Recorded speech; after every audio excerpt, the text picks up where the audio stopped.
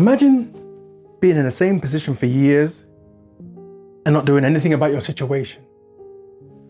The worst part is, you're already doing that because of your ego. Or is it? Let's find out. In this week's Fearless Over 40 episode, I decided to draw a picture of a story that I've loved reading over the years. It's the ancient mythological story of Narcissus. Apparently, Narcissus was so in love with his own reflection when he saw himself in the river that he was cursed to stay there and look upon himself forever, which is where we get the Narcissus plant from and narcissistic behavior. What that means for us over 40s is that we should have a healthy balance of our own personality traits and where we fit into life's plan as a creative. Often us artists are called egotistic because of our frequent self-serving attitude and ideas about being good at our craft, known as having an inflated ego. But there's a difference in knowing you're good at something and letting the rest of the world know that you're good at it. I'm telling you this because recently a friend accused me of being egotistical because he heard I was doing, as he put it, the online thing in starting this YouTube journey. And then it got me thinking, is being good at something and then promoting it worthy of praise and then self-recognition? We always blame someone for having an ego, but we all have an ego. I thought it was time to discuss how the ego can hold you back, but also how to embrace the ego as I did and in my own experience, because in a creative way, we can be full-time and fearless despite what others think. It seems that the word ego has been distorted over the years to mean something other than knowing who you are. Let's look a little closer about how you can be over 40 and stuck, but embracing the ego and win. Today I'm drawing Narcissus, the boy cursed with admiring himself, which is often the tale of self-indulgence or overconfidence. But the truth is, we need a dose of that perspective. Why, you ask? Because it begs you to question where your focus is and use it to your advantage to continue being fearless over 40. Let's go, ego.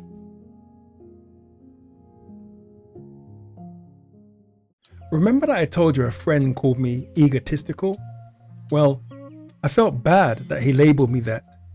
Well, actually, I didn't know what to do with that information except look up what being egotistical actually meant.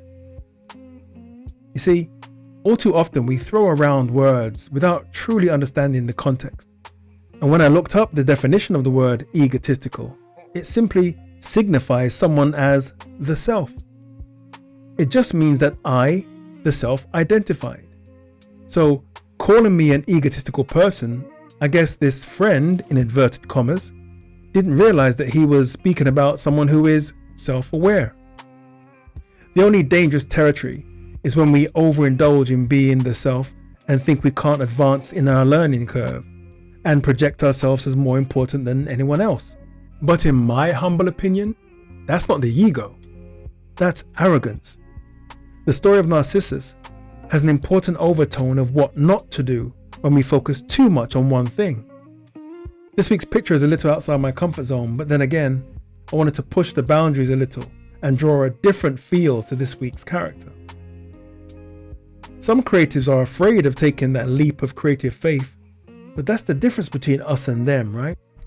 When you are fearless, you will try different things, and anyone who dares to label you based on their perception definitely has the freedom and right to do so. But whether it's an accurate description of us, well, it's up to us to decide if it's worth our time to even care, right?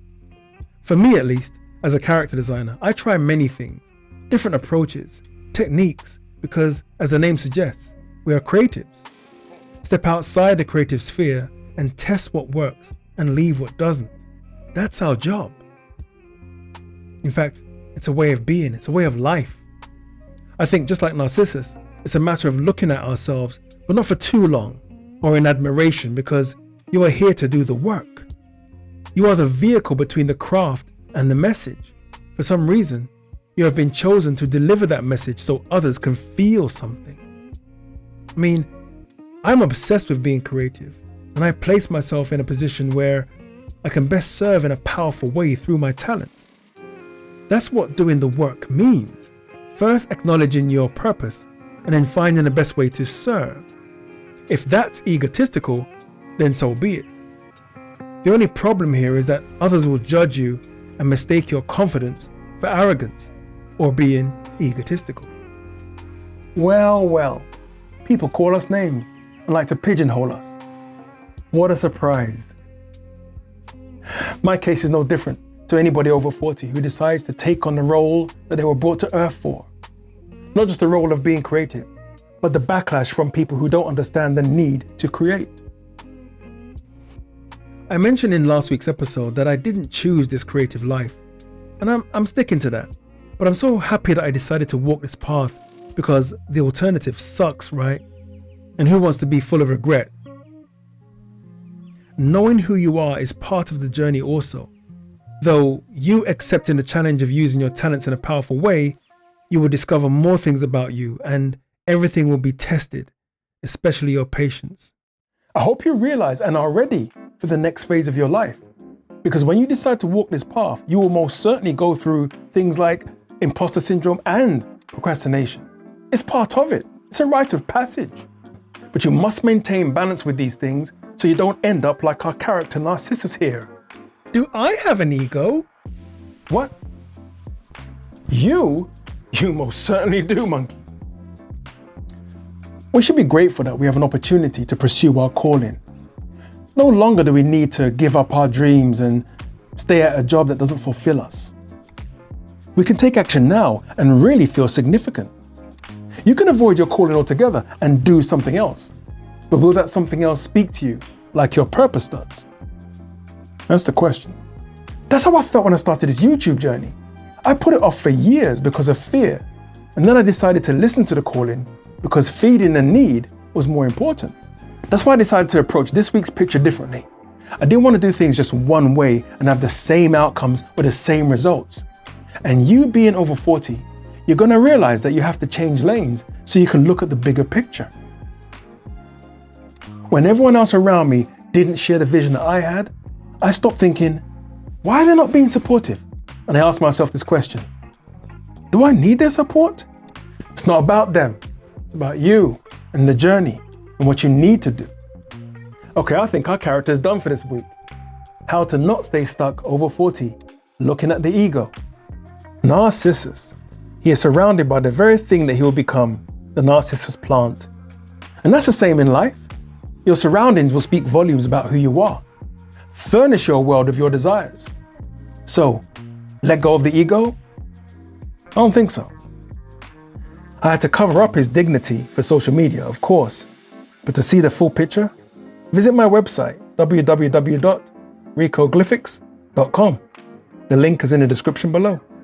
And if you want to look at yourself differently and achieve creative freedom, then consider subscribing so you don't miss out on the very next video, just like this one.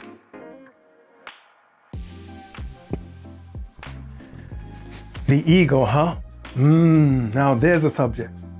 And if you want to have a deeper introspection on how you can use your ego to overcome your creative struggles, then let's turn this inspiration into a conversation so you can have more time to align with a life that you design. The link is in the description below, but before you go, can I suggest you watch this video next? It's about how to ignite the child within you so you can continue being fearless over 40. See you next time. The ego, huh? Looking within.